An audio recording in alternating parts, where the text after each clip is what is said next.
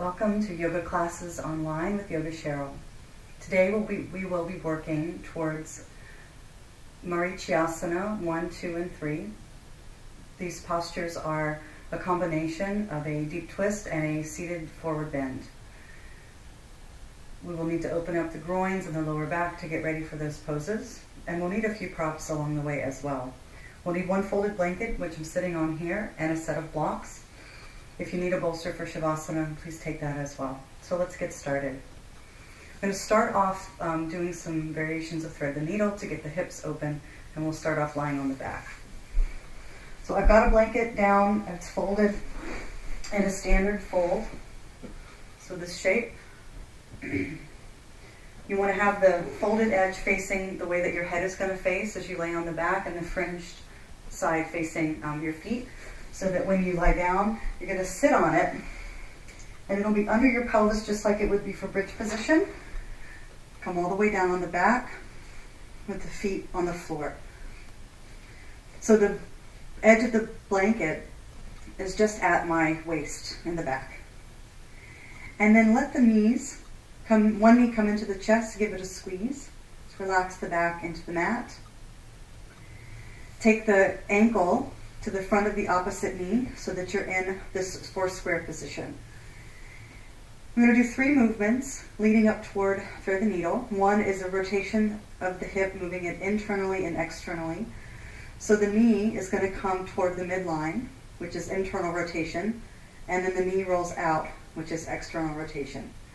It's important to keep this heel flexed the whole time, the ankle activated. If you let the foot go relax and start to move the leg, sometimes this puts a tremendous amount of pressure on the inside of this knee. So if we activate the ankle, it tightens up the ligaments around the sides of the knee and prevents that from happening. So let's add the breath into this movement. As you're breathing in, roll the knee outward, giving space for the belly to expand. As you're breathing out, roll the knee inward, compressing the thigh against the abdomen. So inhale, rolling away. Exhale, come toward the midline. Keep your pelvis stationary.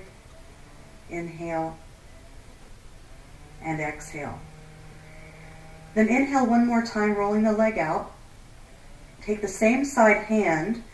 The heel of the hand touches the inner upper thigh, and you're going to push straight into your leg. So this is encouraging the external rotation, creating a sense of traction along the right side, in this case, because it's my right leg that's out, lower back. Now if this creates pain in the knee, don't push so hard or not at all, depending on how it's feeling. You just want a gentle, constant push. Make sure that the lower back doesn't start to arch away from the floor. Feel the blanket at the back of the waist. Make sure the neck and head are soft and easy here. And then let go of that pressure. Lifting, using the belly here, lift the left knee into the chest. Thread the needle, the thread going through the right and left thigh, right hand through, left hand to the outside. Clasp the hands behind if you can, and draw in. So the blanket gives you a little boost to draw in. You do not want to lift your sacrum off the floor though. So the sacrum, the shoulders, and the head need to be in contact with the earth. So as I pull in, I'm feeling a stretch in the outside of my right hip. Again, no pain here in the knee. So if you're feeling that discomfort, you want to back out of the position. So once we're there, it's allowing the breath to move through the body. Breathing deeply and imagining that the breath could go into the area where you feel the strongest sensation in the hip. As if you could directly link the inhalations into that place. So this is a process that we call prana vidya. Vidya meaning knowledge, prana meaning breath in this case. So this is the knowledge of the breath, or the ability for us to consciously place the breath into different parts of the body. Noticing what happens as you do that. Hopefully, the muscles relax a bit. And then releasing, let the left leg come to the floor. And then let the right leg come to the chest, give it a squeeze again, and then release. So both feet on the floor, both knees bent. Bend the left knee into the chest, give it a squeeze. Take the outside of the ankle in front of the right knee. As you're breathing in, flex the ankle and roll the knee away from the body into external rotation. On the exhalations, roll the leg toward the midline of the body, which is internal rotation. Noticing how it feels different to roll out and roll in. So when you roll out, you stretch a little bit along the inner thigh and put a little pressure on the outside of the thigh. When you roll in, you're stretching the outer thigh and then doing the opposite, putting the pressure on the inside of the thigh. So just notice those two things. Also, how does it feel inside the socket? We're lubricating the hip joint. Roll the leg out, again on an inhalation, and then press gently on the inner upper thigh with the heel of the hand. You don't want to push on this knee. I can barely even reach my knee. But you don't want to push on this joint because we're not trying to open up the knee, we're trying to open up the hip here. The knees do not twist. We don't want to encourage twisting of the knee. So flexing through the foot, gentle pressure. You're likely feeling some stretch along the left low back and side waist. Again, make sure the blanket is still felt under the sacrum. You don't want to arch the back here. So keeping that more relaxed low back. And then let go after a few breaths. Engage belly. Pick up the right foot. Left hand between the thighs, clasping behind the right leg. And pull in. Don't pull in so far that you come into this position where your back is arching and the neck is up off the floor. Back of the head should be resting, whole back body in contact with the ground. And then just breathe. Breathe into the place where you notice the strongest stretch. And see what happens. Watch how the body reacts. In some cases, you might be able to go deeper without lifting the hips up off the ground. In some cases, you might need to back up. Both are fine as long as you are staying within a comfortable range of motion without pain. So taking a few more breaths just to really release into the pose. And then releasing the clasp, hands down, foot down, other foot down. You can bring that knee into the chest if it feels like it needs a little releasing, and then both feet to the earth. Keeping your hips on your blanket, we're going to transition into happy baby position now. So this is not so much about the outside of the hips, but the groins. So knee comes to chest, one and the other. Couple of options to support yourself in happy baby pose. The easiest way to do this is to use your forearms like kickstands. And how we do that is if you hold the outsides of your knees and then widen your knees until your elbows touch the earth. So my hands are actually supporting the weight of my legs. Then I lift my feet up so that the soles of the feet are facing the ceiling. Again, the belly sits deep and my sacrum touches the blanket. I don't arch my back. And I just hold my legs in this position. Now, the closer the knees get to the floor, the more challenging this gets. So for those of you that are pretty flexible in this part of the body, you could start to pull down on the backs of the legs. This is a deeper stretch. Again, try not to lift the hips off the floor. Or the arms can come onto the insides of the knees. You can hang on to your ankles or hang on to the outside edges of the feet. And again, pull down. Your thighs are coming closer to the side of the rib cage. You're still flexing through the feet, still planting your sacrum on that blanket and keeping the head and the neck in contact with the floor. All very important factors with this pose. So feel the stretch along the inner thigh and in the low back. Taking a few breaths.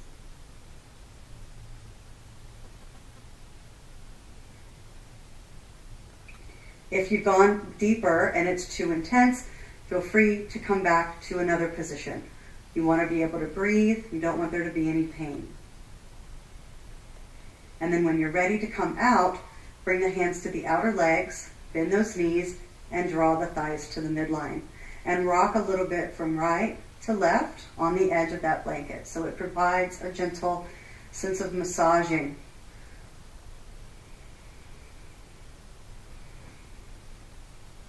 And then roll yourself all the way to your side. Use your hands to push yourself up. And from here, we're going to do some lunges. So I've got some blocks set up on the top of the mat. I like to use a blanket under my knee just for padding. So shins on the blanket. I have these 3-minute egg blocks, but you can use standard yoga blocks too.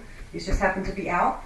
You want to have the blocks high enough, so on the first height, the second height, if you had standard blocks, you could also have them up on the third height to lengthen the arm reach.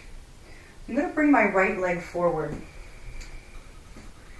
Have it far enough forward so that when you lean into your lunge, your shin is vertical. You do not want to be in this position. And then lift up. Hips swing back slightly. Swing that leg back around. Oh, I forgot the twist. Bring your foot forward. Gonna bring your left hand onto your hip or onto your knee and twist. Lifting through the belly. And then back to center. Hands on blocks, pushing yourself up. Hips swing slightly back. Bring your leg back around. Very good. This time, let's take the body back into child's pose. I'm going to set the blocks to the side. Stretching way forward. Walk the hands to the left and reach back into your right sit bone. So you're creating a long line of stretch down the right side of the body.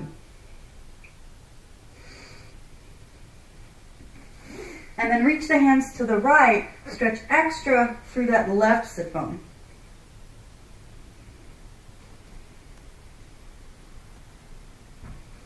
And then with the hands in the center, walk the hands back and sit up again. So we're going to do one more sort of prep pose for the Marichyasana series. And this is garland pose or malasana. And garland pose is a deep squat. So I like to use some blocks because I have had surgery on my knee and it's hard for me to squat unassisted. So the blocks can be high or low. You want to have a nice broad place for both of your sit bones to sit on them. You don't need to use the blocks, but I'm going to show you how to do this with blocks. So I'm going to use both of the blocks. I'm going to move the blanket out of the way so that I'm not on something that's too soft. I'm going to show you this kind of from a 3/4 angle so you can really see what's happening. So if I sit, if I sit right on top of this set of blocks and then bring my feet in front of me, the feet are going to be wide and turned out with the toes. So I really start to feel my sit bones digging into these blocks.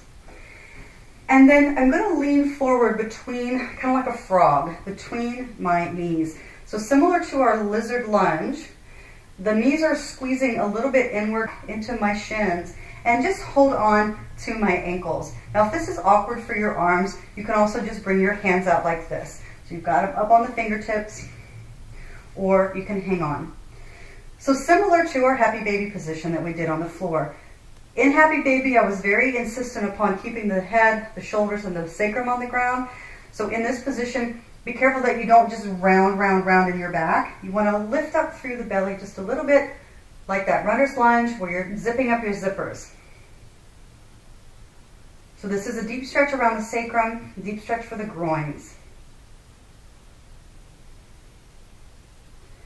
If you were not using the blocks, you might be able to squat with the heels flat on the floor. I myself cannot, so this is also appropriately done with the heels up and the balls of the feet on the ground. Just take a couple more moments here. Really honoring what's going on in your body and fitting the yoga postures to you, as opposed to you trying to force yourself into the yoga postures. So from that position, engage your belly. I'm going to bring my hands down. I'm going to slowly push my torso back up to a seated position and just take a breather in this upright position. And I'll let the back settle, wiggle around a little bit. And then let's get off of these blocks. I'm going to come off of them. We will not need them for the rest of this.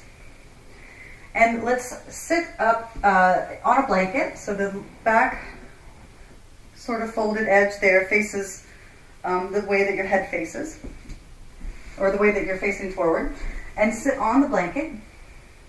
We're going to come into our 3 variations of Marichyasana. So there's 3 or 4 variations. Sometimes they're a little different depending on the tradition that they're coming from. So the first variation that I'm going to show you is a twist toward the leg. This is the easiest one. We're going to go from easy to most challenging. So let's start with the right side.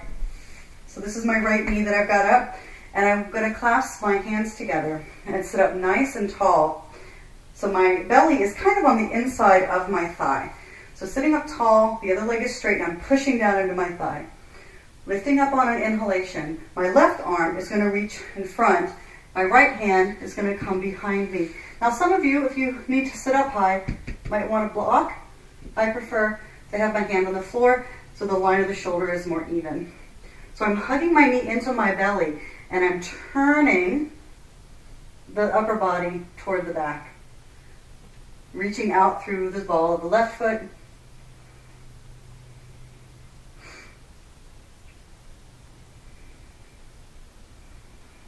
So I want you to just take a look at how my upper back is very broad here. Right shoulder blade and left shoulder blade are moving away from each other.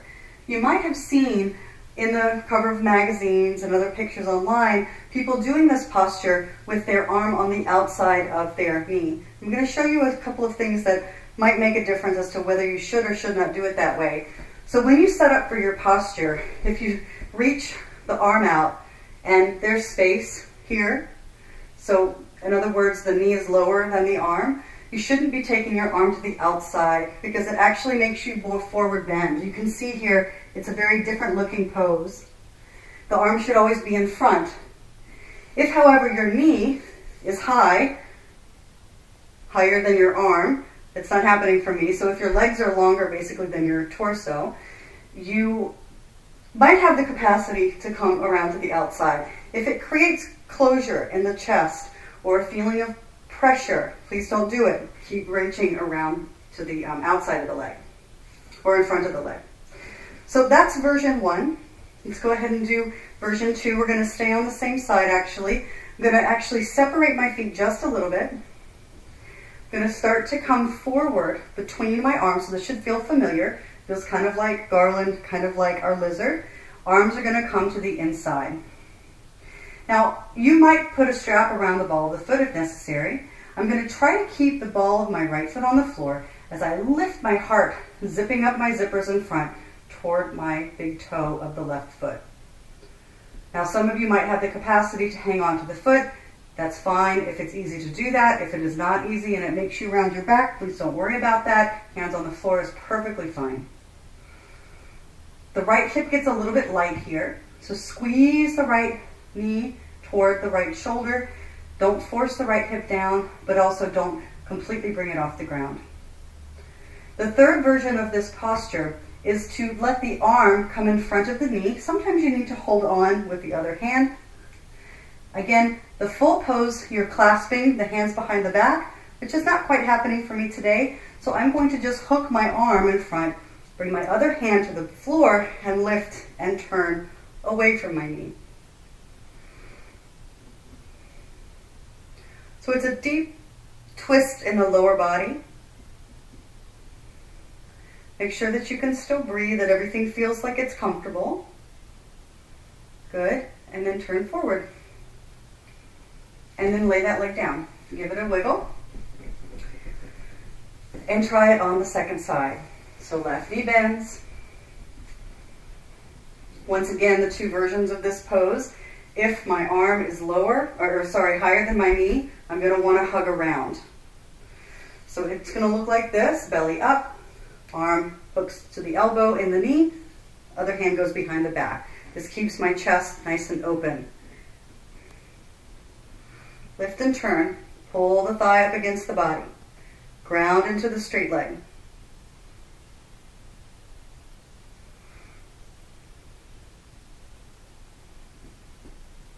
and then come to center. Sitting up tall, letting the arms come onto the inside of the leg, reaching forward, squeezing the leg up against. Now, one more option here. If this is challenging to keep this leg in this position, it can come more forward. That does make it easier. The more forward the foot is and the further out to the side it is, the easier it's going to be to come forward. So if you're having some difficulty in the groin or the low back is very tight, just make sure the whole foot stays on the floor, but you're welcome to come into this alternate position. Zip up those zippers in front of the body, reaching the heart toward the ball, toward the big toe of the straight leg. Good, and then sit. Squeeze that leg back in. I'm going to use my hand to kind of help it get in position. Let the arm come in front. I'm going to reach back to the ankle. Lift up, turn away from the knee with the hand behind the back. Lifting and turning through the abdomen.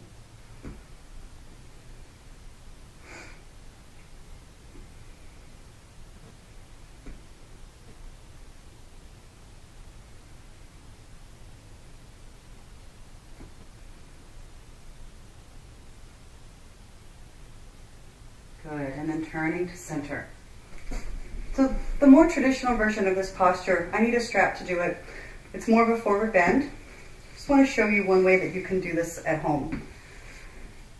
So make yourself a loop. This is an 8-foot strap. It wouldn't necessarily need to be this long. And you want to make maybe a 3-foot, 2 to 3 foot strap loop. You don't need it to be all the way as long as the whole strap is. Lay it to the side so that it's kind of close to your hip. And I've got the excess out of the way. With this posture, the idea is that you're going to be forward bended with the arms wrapped around. So that's why we want this strap to be long enough here. So if I start with the first side again, so my right knee is bent, my left leg is straight, I'm on the edge of my blanket. I'm going to bring my knee in pretty close to my body. And we can actually start with the strap in the right hand.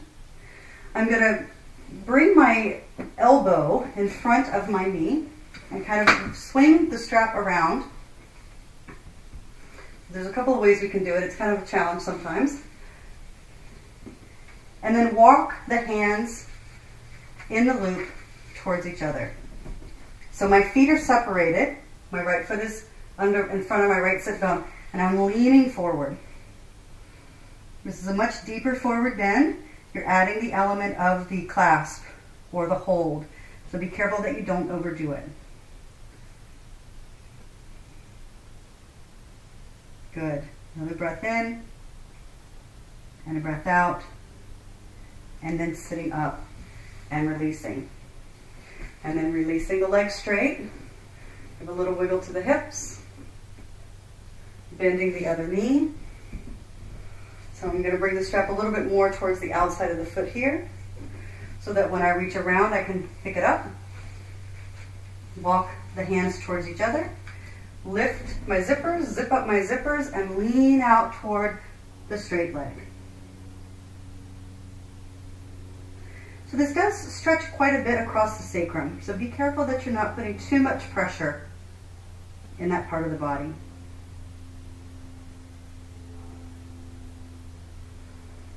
Go take another breath in and out, and then release. So that's the advanced version of Marichyasana. So to release all of this work from back here, let's take the blanket out of the way. We're going to actually get that ready for Shavasana. So you can roll it up into a little jelly roll, right about there. I'm going to lie on my back.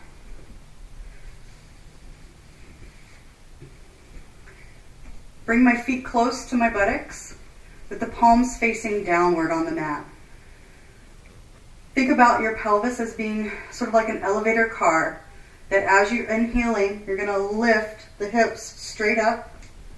Point your tail toward the backs of your knees. On the exhalation, lower straight back down again. So let's do that 3 more times. Press into the feet, press into the arms. Inhale to lift, and exhale to lower. Resist the urge to roll up and down for this version of the posture. So straight lifting up, stretching the belly, exhale, releasing. Inhale, lifting. Exhale, releasing. Find your block. One more time, lift yourself up. Slide the low or second height of the block under your hips. And just let yourself rest for a few breaths. Little pigeon-toed turn of the legs so that the knees angle slightly inward. Nice traction felt in the low back.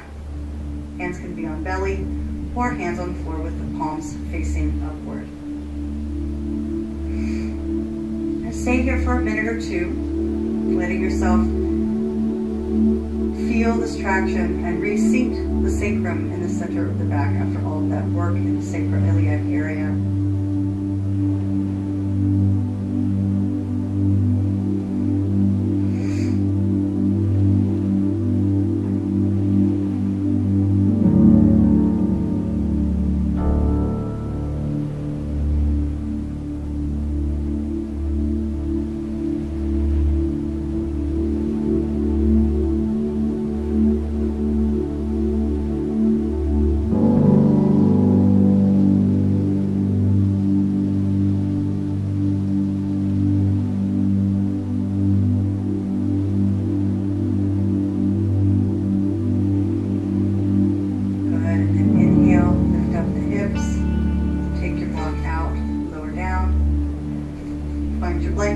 Bring it a little closer and let the legs rest over top of the blanket for Shavasana. Just let yourself release fully into the floor.